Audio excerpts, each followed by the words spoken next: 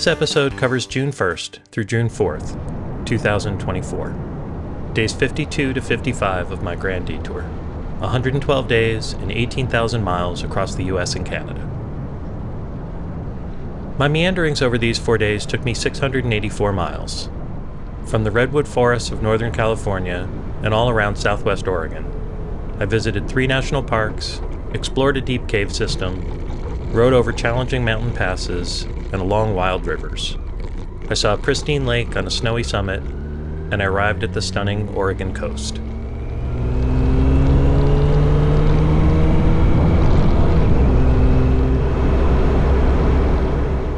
Day 52. I started this stretch of the trip in Klamath, California, right at the northern edge of the Redwoods National and State Parks. I had rolled in too late the night before to check out the visitor center and explore the park, so I backtracked about 20 miles and rode the Newton B. Drury Scenic Parkway. It was a beautiful ride, quiet and mostly empty. Just a few bicyclists and one woman on a motorcycle with a sidecar. The road winds through the forest, taking care not to disturb these massive trees. It's always this way. Just a mile or so from the main road, it's a whole different world to see.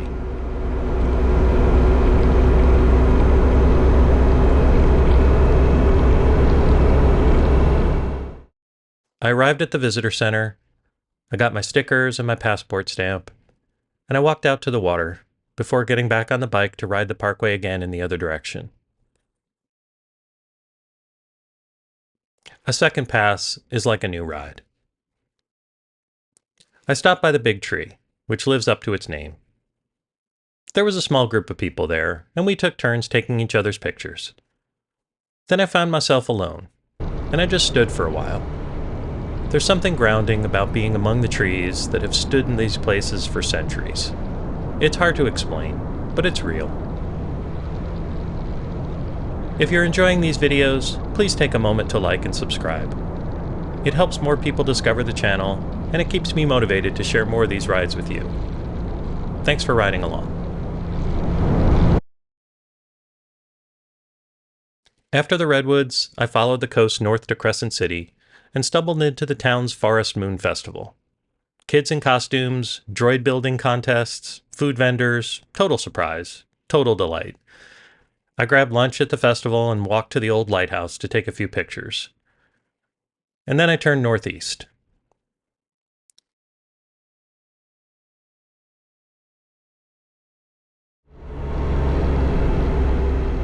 Route 199 took me through the Jedediah Smith Redwoods and across the border into Oregon. A ribbon of road that climbed over the mountains, twisted through the forest, and followed the Smith River for a while as I made my way to Grants Pass, Oregon.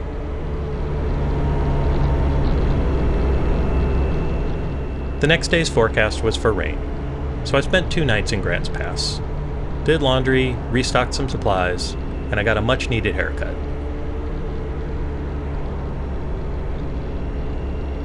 That evening at Applebee's across the street for dinner, I met a couple who recommended a hotel in Ashland, and a route that included Oregon Caves, Crater Lake, and several other stops as it wound, very indirectly, towards the coast. And their tips made up my plan for the next 2 days of riding. Listen to the locals.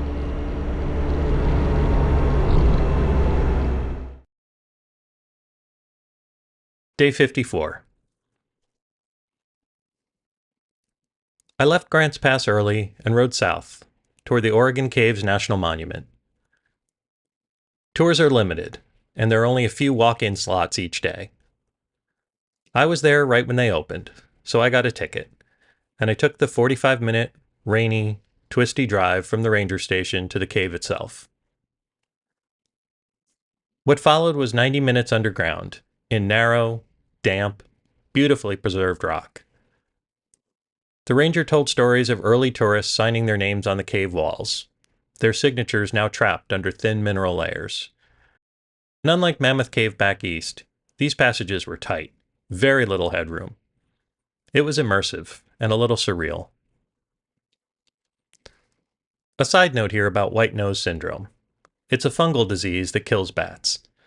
They had it in Mammoth Cave, and you had to go through a shoe wash as you were leaving so you wouldn't help it spread.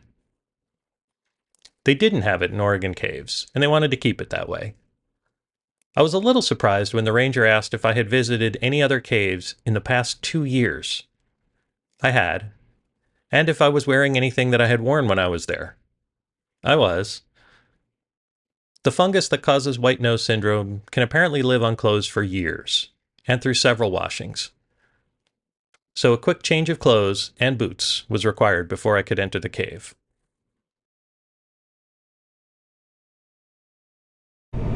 After the cave tour, I headed towards Happy Camp via Indian Creek Road. It's a Butler epic route, but there had been reports of construction and possible closures. I asked the woman at the visitor center if she knew if it was open, and she said she didn't think so. But I figured, what's the worst that could happen? I can always turn around. Turns out a lot can happen, but I'm still so glad I went. After about an hour, there was a sign warning that there could be an hour-long delay. But it was Monday, there weren't any other vehicles going this way, and it would have taken an hour to turn back at this point. So I kept going. And then a sinkhole. A literal VW bug-sized hole in my lane. No cones, no barriers. Someone had just spray-painted "hole in the road" about 25 feet before the hole. There was construction everywhere on the road, but there weren't the typical signs and flaggers. Backhoe in the middle of the road? Car coming the other way on a single-lane section? Traffic is so light on this route that vehicles just figured it out. And we did. Eventually, the road dropped into Happy Camp, and followed a valley where the sun shone bright and the Klamath River ran fast and clear. The ride along Route 96 was lush and peaceful, and I followed it until I hit Interstate 5, and then I turned north for Ashland for the night.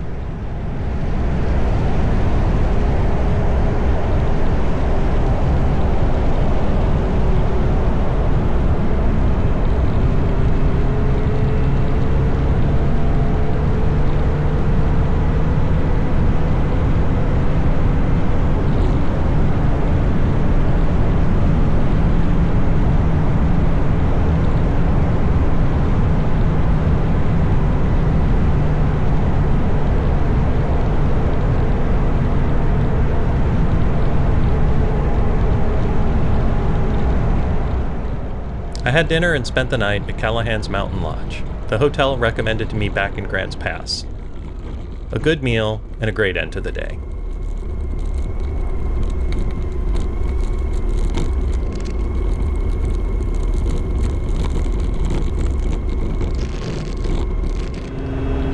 Day 55. The next morning, I left Ashland and rode east towards Klamath Falls. 20 miles of steep downhill curves, then another 20 or so back up the other side, past a group of bicyclists grinding their way uphill. Much respect.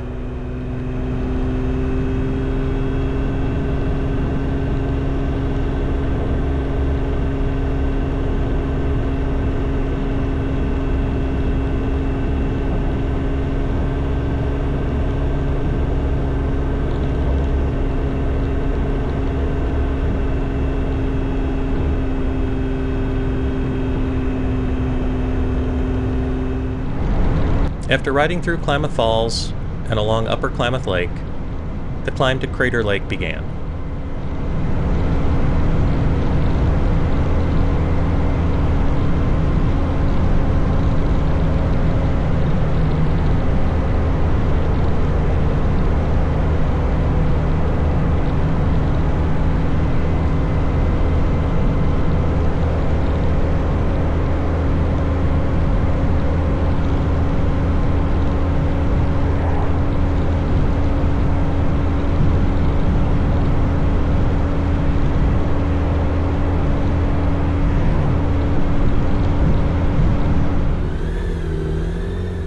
Arriving at the Crater Lake Visitor Center, the snow was as high as the roofs of the rangers' trucks. And this wasn't snow that had been piled up by plowing. This was just how much snow there was.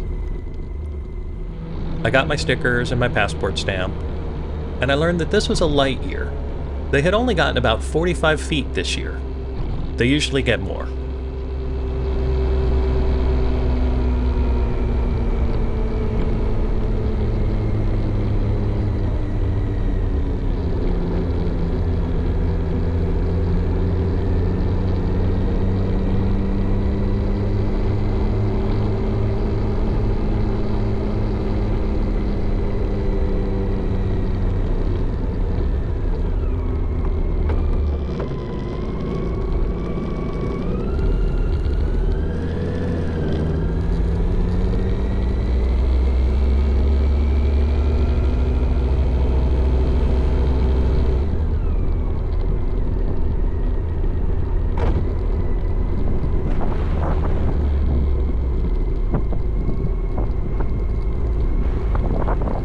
I swapped out my summer gloves and threw on an extra layer.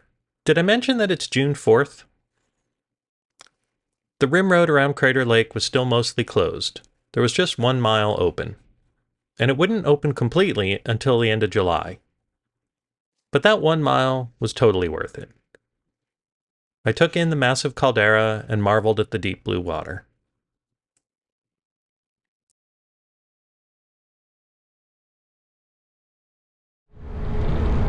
After warming up at the cafe, I headed north on Route 62, and then west on 230 and 138, following the North Umpqua River.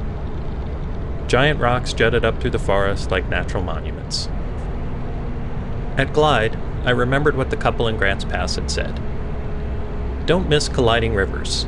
It's the only place in the US where two rivers run directly into each other before merging. I stopped to watch. It's pretty mesmerizing.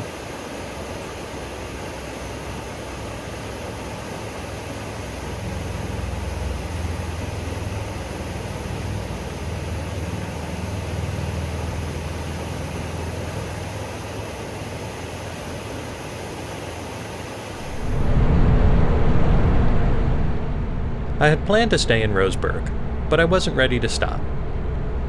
It was only mid-afternoon, and the woman back at Callahan's had told me that Route 42 through Cokeville was beautiful. So I just kept going. By evening, I reached Coos Bay and snagged the last room at the Best Western.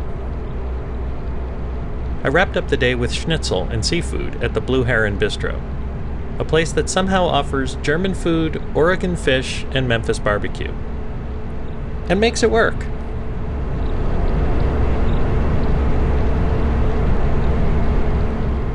Over the course of 4 days, I went from ancient forests to hidden caves, from fire-scarred ridgelines to snow-covered peaks, and finally back to the Pacific coast. The ride reminded me that sometimes the best moments come not from the plan, but from the unexpected detours, the kind strangers, and the decisions to just keep going. Over the next several days, I'll ride the amazing Oregon coast. First south to Brookings and some delicious pancakes, and then north through Florence and Tillamook to Astoria, where they filmed the Goonies. I hope you'll join me for all that in the next episode. Thanks for watching. Until the next ride, be safe, be curious, and keep meandering.